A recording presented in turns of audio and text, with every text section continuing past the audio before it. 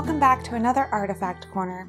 Today we will be looking at a children's book published in 1858. This book is called How Plants Grow, Botany for Young People by Professor Asa Gray. This book was likely used in schools to teach students about the scientific study of plants.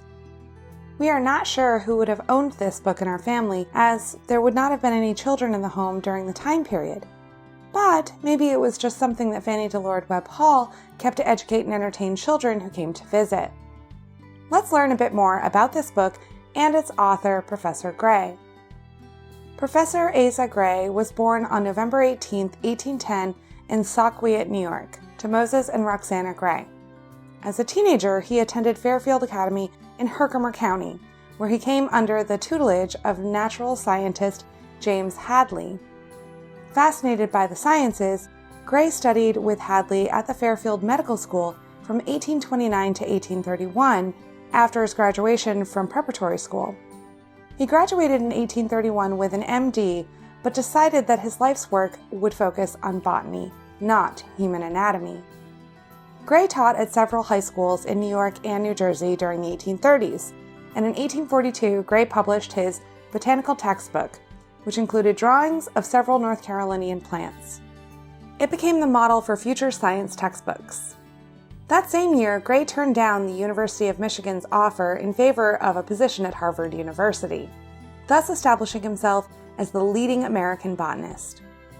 For the subsequent 45 years of his life, Gray traveled the world collecting specimens. He published nearly 25 books and articles on botany, helped establish the National Academy of Sciences, and served as one of the first regents of the Smithsonian Institution. Gray died in 1888 at his home in Massachusetts. The Asa Gray Award, the highest award bestowed by the American Society of Plant Taxonomists, is named in his honor, as is Gray Peak, a mountain in New York. So, what was this book all about? Well, here's what Professor Gray says in his own words. Interesting as this study is to all, it must be particularly so to young people. It appeals to their natural curiosity, to their lively desire of knowing about things. It calls out and directs, i.e. educates, their powers of observation, and is adapted to sharpen and exercise, in a very pleasant way, the faculty of discrimination. To learn how to observe and how to distinguish things correctly is the greater part of education, and is that in which people otherwise well-educated are apt to be surprisingly deficient. Natural objects, everywhere present and endless in variety, afford the best field for practice, and the study when young, first of botany, and afterwards of other natural sciences, as they are called, is the best training that can be in these respects. This study ought to begin even before the study of language.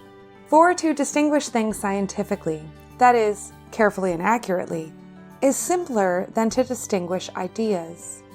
And in natural history, the learner is gradually led from the observation of things up to the study of ideas, or the relations of things. This book has obviously been well used, but is still in quite good condition for being 167 years old. It is an interesting look into education in the mid-1800s, and really speaks to how Victorians thought children should be taught. It is a lovely book, and we are so lucky to have it in our collections.